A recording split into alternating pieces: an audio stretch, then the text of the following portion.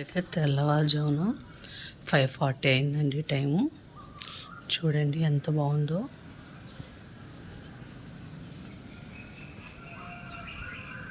చూసారా సౌండ్స్ వస్తున్నాయా మీకు?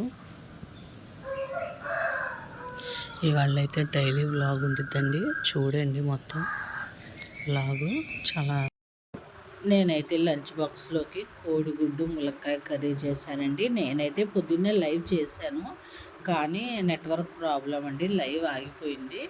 సరే కదా అని చెప్పి వ్లాగ్ అయితే చేస్తున్నాను.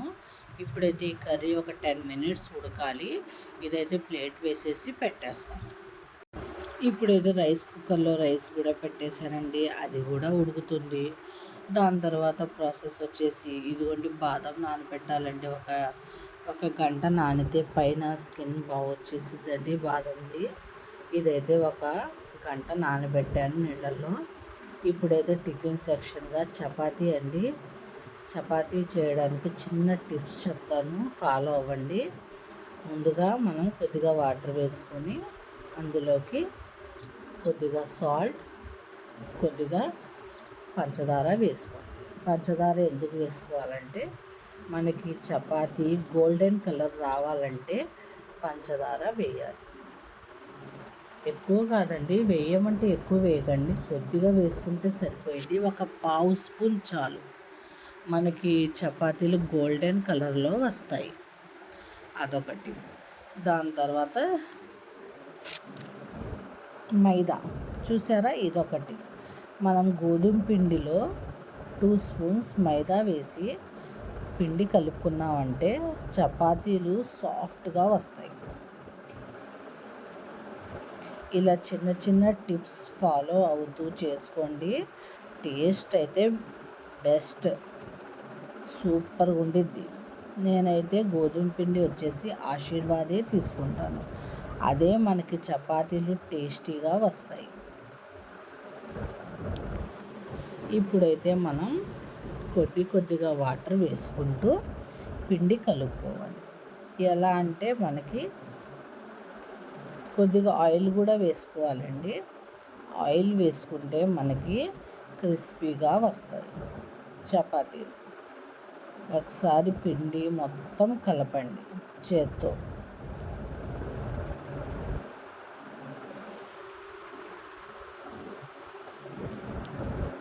ఇప్పుడైతే కలుపుకున్నాం కదా, కొద్దిగా వాటర్ వేసుకుంటూ పిండి ముద్దలా కలుపుకోండి. ముద్దలా అంటే గట్టిగా అయితే కాదండి, కొద్దిగా అంత పలచగా కాదు, అంత గట్టిగా కాదు, మనకి కొద్దిగా జారుడుగా కలుపుకోవాలి. అప్పుడే మనకి చపాతీలు బాగా వస్తాయండి, టేస్టీగా ఉంటాయి.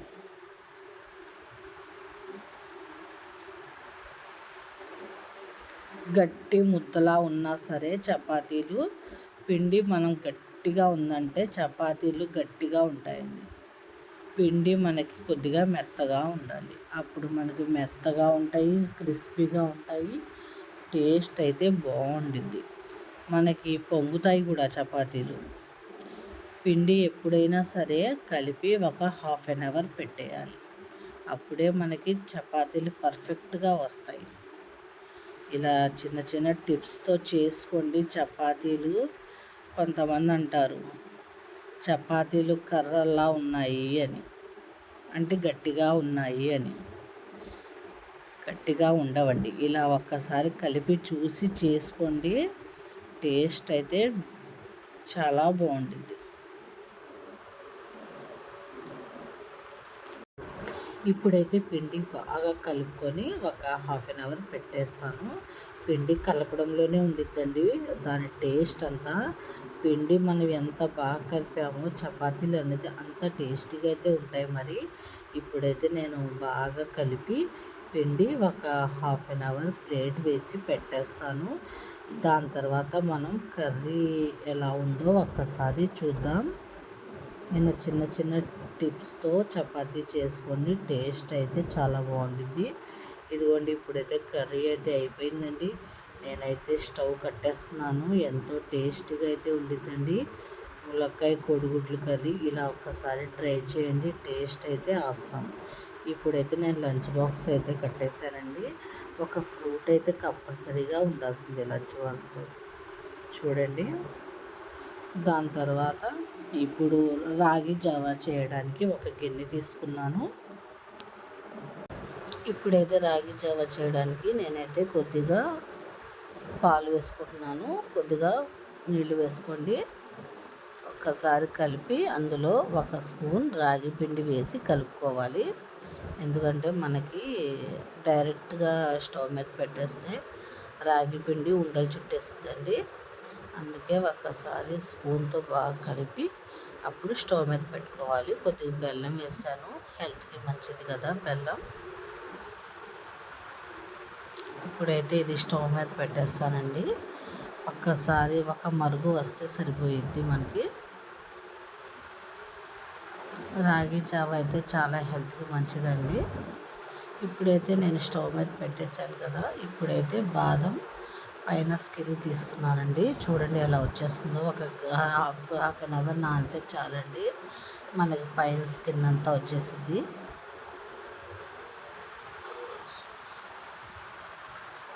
ఇదిగోండి, బాయిల్ అవ్వలేదు, ఇంకా కొద్దిగా అవ్వాలి.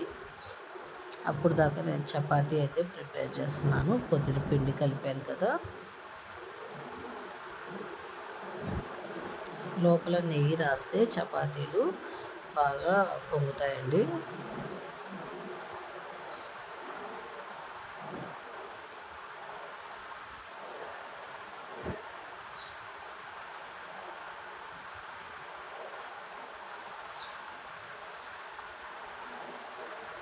చపాతీలు నేనైతే పలక టైప్లోనే ఫోల్డ్ చేస్తానండి. ఎందుకంటే నాకు బాగా పొంగుతాయి.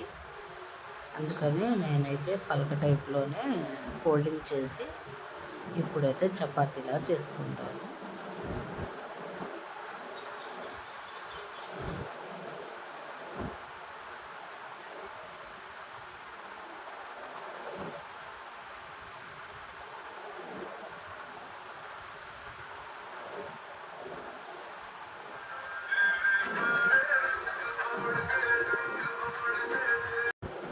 ఇప్పుడైతే తవా పెట్టేస్తానండి. రాగి జావ అయితే అయిపోయింది.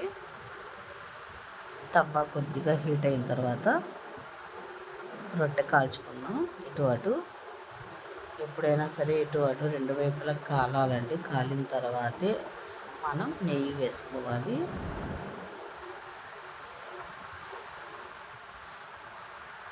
చూసారా మనకి ఎలా పొంగుతుందో చూసారా? భలే ఉంటుందండి. చపాతీ అయితే టేస్టీగా అయితే ఉంటుంది. నేను చెప్పాను కదా, కొద్దిగా పంచదార వేసుకుంటే కలర్ వచ్చిందని చెప్పి. చూడండి ఎలా ఉందో కలరు. ఇలా ఉంటే మనం తినేయచ్చండి కడుపు నిండా. నెయ్యి వేసుకున్నాను. నేనైతే చపాతీ నెయ్యితోనే కాల్చుకుంటాను. వేడివేడిగా తింటే బాగుంటుందండి టేస్ట్. చూడండి ఎలా పొంగుతున్నాయో చూసారా?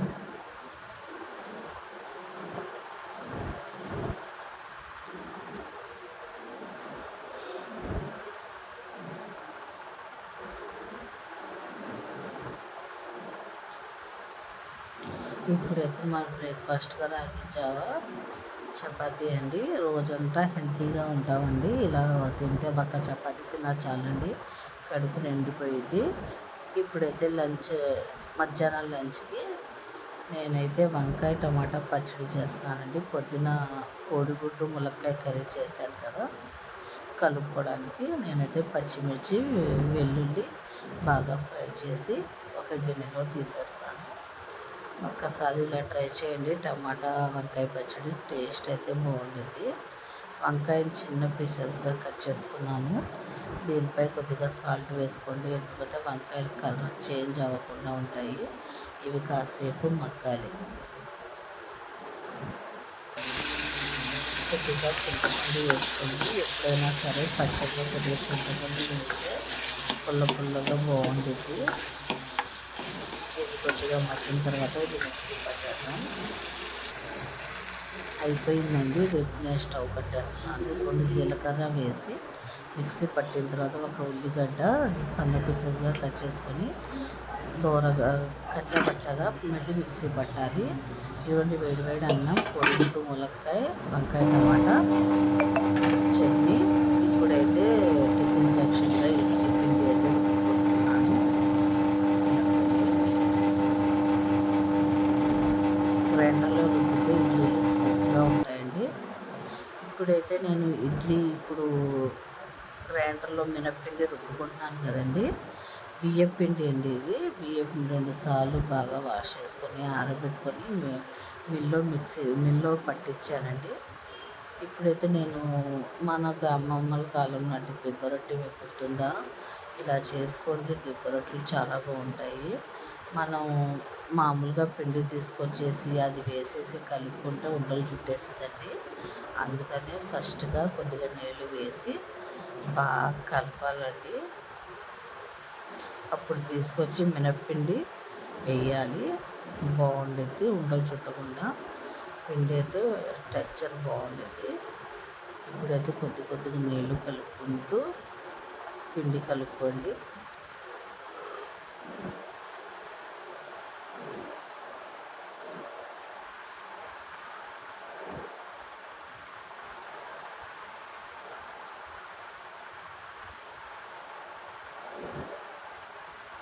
ఇలా కలిపేసాను కదా, ఇలా పెట్టేసి మినప్పిండి అయిపోయిందేమో తీసుకొస్తాను.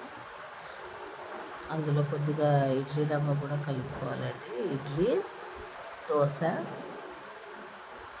ఇదిగోండి పిండి అయితే అయిపోయింది కదా. ఇప్పుడు ఇందులో వేసి కలిపేసి అందులోకి ఎప్పుడైనా సరే ఇడ్లీలు స్మూత్గా మెత్తగా రావాలైతే మనం ఇడ్లీ రవ్వ 1/2 కేజీ మినప్పిండికి 1 కేజీ ఇడ్లీ రవ్వ అయితే పట్టింది.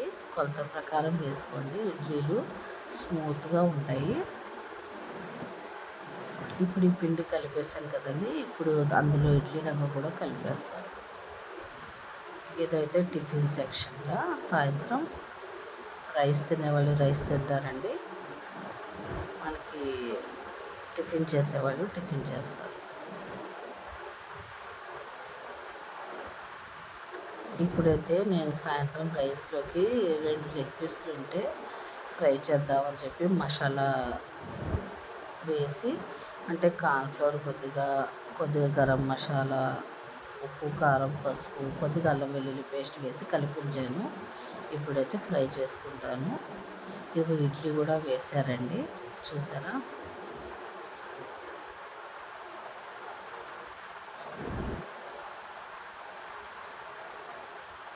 ఇప్పుడైతే ఒకవైపు ఫ్రై అయిన తర్వాత ఇంకో వైపు తిప్పుకోవాలి.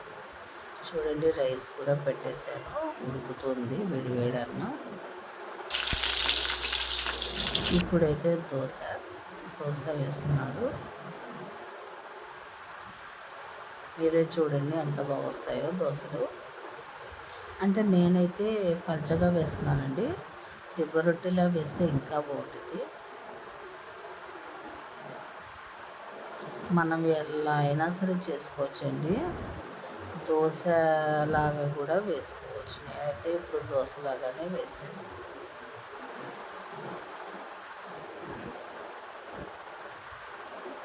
పైనుండి కొద్దిగా నూనె వేసుకోండి. క్రిస్పీగాను భలే ఉంటాయండి అసలు దోశలు. చూడండి ఎంత బాగున్నాయో, చూసారా? ఇప్పుడైతే దోశ రెడీ అయిపోయింది. ఇప్పుడైతే మా డిన్నర్ అయితే ఇలా అయిందండి.